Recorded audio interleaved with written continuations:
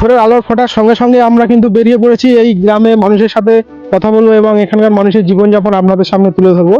তো এদিকে দেখুন, ভোরের আলো ফোটার সাথে সাথেই কিন্তু অনেক গ্রামের মানুষ কর্মব্যস্ততার মধ্যে জড়িয়ে গেছে। দেখতে পাচ্ছেন এখানে মাঠে চলে এসেছে। আমার এদিকে দেখুন অনেকেই কিন্তু এসে গেছে, আর তার সাথে আমরাও কিন্তু এসে পড়েছি সকালের তোমার কুয়াশা ভেজা মুহূর্তে। দেখুন ওদিকে রয়ে আমরা আরো ওদিকে যাবো। তো যাই হোক বন্ধুরা, আপনারা দেখতে থাকুন সম্পূর্ণ ভিডিও জুড়ে। বন্ধুরা, আজ আমি আপনাদের নিয়ে এসেছি এক স্বপ্নের দেশে। এটি ভারতের একদম শেষ প্রান্তের একটি গ্রাম, যেখান থেকে জনপদ যেন শান্তিতে থমকে গেছে। আধুনিকতার কোলাহল নেই, যান্ত্রিকতার বিষয়ও নেই, আছে শুধু দিগন্ত জোড়া সবুজ আর মাটির মানুষের অমিলন হাসি। আজ আপনাদের দেখাবো আবহমান বাংলার সেই চিরচেনা রূপ, যা আমরা যান্ত্রিক জীবনে হারিয়ে ফেলেছি। বন্ধুরা, আমরা এখন ভারতের নদিয়া জেলায় রয়েছি। নদিয়া জেলায় বিশাল এক বিস্তীর্ণ তোমার নদীর চড়ে আমরা রয়েছি, দেখতে পাচ্ছেন। অনেকটাই ফাঁকা এরিয়ার মধ্যে আমরা আছি এই মুহূর্তে। আর আমার ঠিক এদিকে ক্যামেরাকে দেখাতে বলবো, ঠিক এইদিকেই কিন্তু তোমার বিএসএফ ক্যাম্প রয়েছে ওদিকে। আর ওপারে ওই যে তোমার সবুজ কালারের একটা ড্রাম দেখা যাচ্ছে, ওটা তোমার বিজেপির তোমার ক্যাম্প, বিজেপি ক্যাম্প। একটু জুম করে দেখাতে বলবো আমি।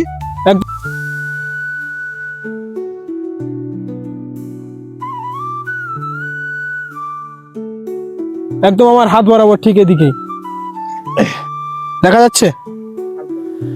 আচ্ছা আচ্ছা, যাই হোক, তো ওটাই বাংলাদেশের তোমার কুষ্টিয়া বা রাজশাহী পড়ছে ওদিকে।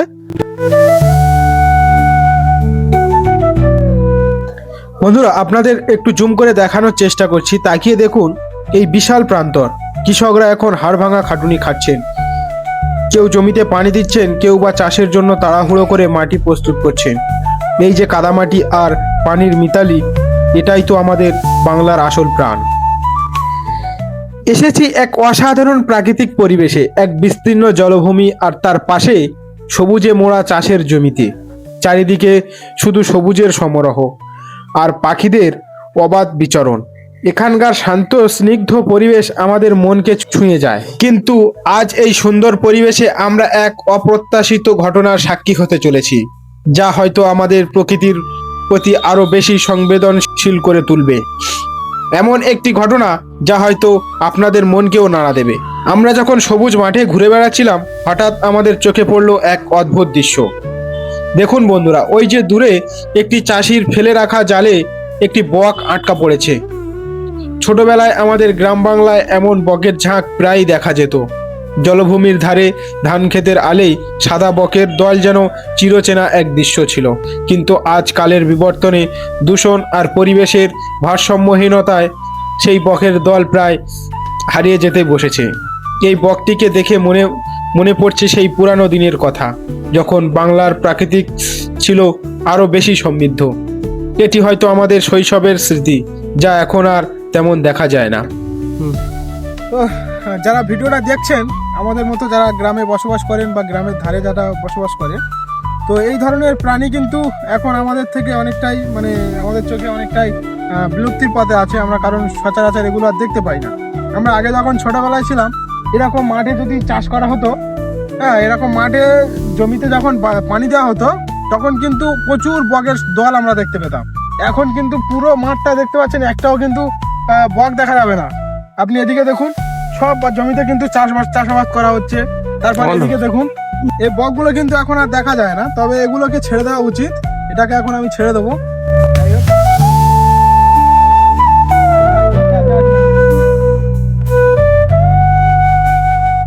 ব্যাস, যাই হোক, চলে গেল। হ্যাঁ, ভালোই টমেটো গাছ ফল ফুলেছে।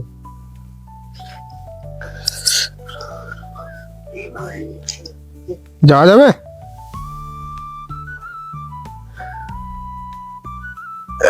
দেখি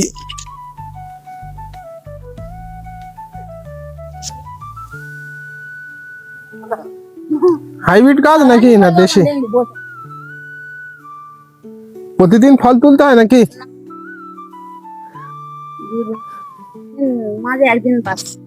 আচ্ছা, একদিন বাদে তুলতে হয়। যাই হোক, চলো, বেশ ভালোই ফল ফুলেছে গো।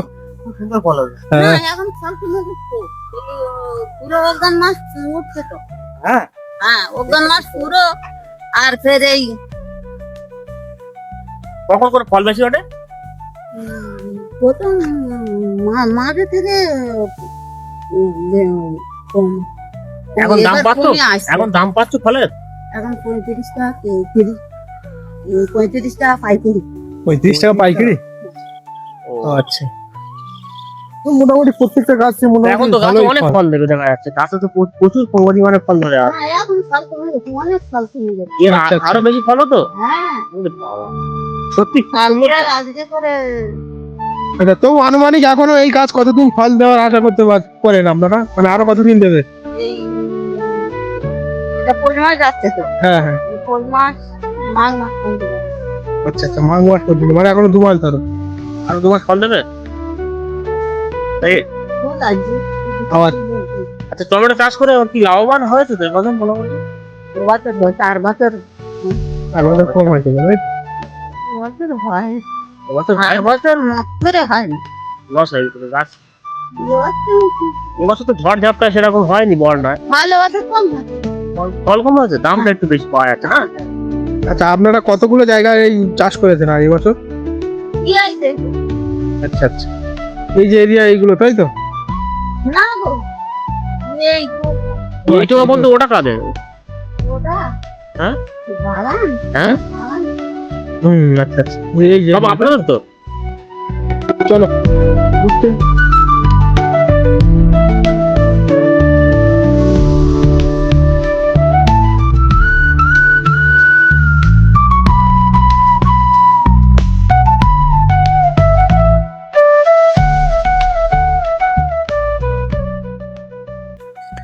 বন্ধুরা, এই যে এক পাশে চাষের জমি রয়েছে দেখতে পাচ্ছেন, আর জমির যে আল রয়েছে, আলের পাশে ইঁদুর মারার জন্য কিন্তু চাষি দেখুন তাদের হ্যাঁ।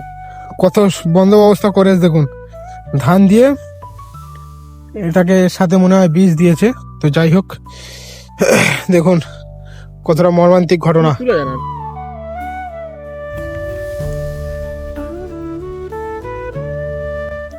বন্ধুরা, আমরা সকালে মাঠে হাঁটতে হাঁটতে দেখুন একটা চাষি ভাইয়ের থেকে এই যে টমেটো নিয়েছি, দেখতে পাচ্ছেন একদম তাজা সবজি। তো আমাদের ইন্ডিয়াতে এখন এই সবজিটা 40 টাকা কিলো বিক্রি হচ্ছে, পাইকারি পড়ছে তোমার 35 টাকা কিলো। হ্যাঁ, আমরা চাষিদের থেকে যে তথ্যটা জানলাম সেটাই বলছি। তো যারা বাংলাদেশ থেকে দেখছেন ভিডিওটি, তারা কমেন্ট করে জানাবেন যে আপনাদের ওখানে এখন এই টমেটোটি কত টাকায় বাজারে পাওয়া যাচ্ছে। আজ আমরা দেখলাম কৃষকের হাড় ভাঙা খাটুনি, মাটির সাথে তাদের গভীর মিতালি, আর সেই সাথে বক পাখিটিকে উদ্ধার করার মধ্যে দিয়ে প্রকৃতির প্রতি এক অদ্ভুত মায়ার টান।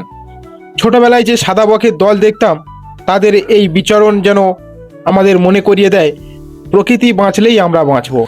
ভারতের শেষ সীমানার এই সবুজ গ্রাম থেকে আপনাদের জন্য অনেক ভালোবাসা।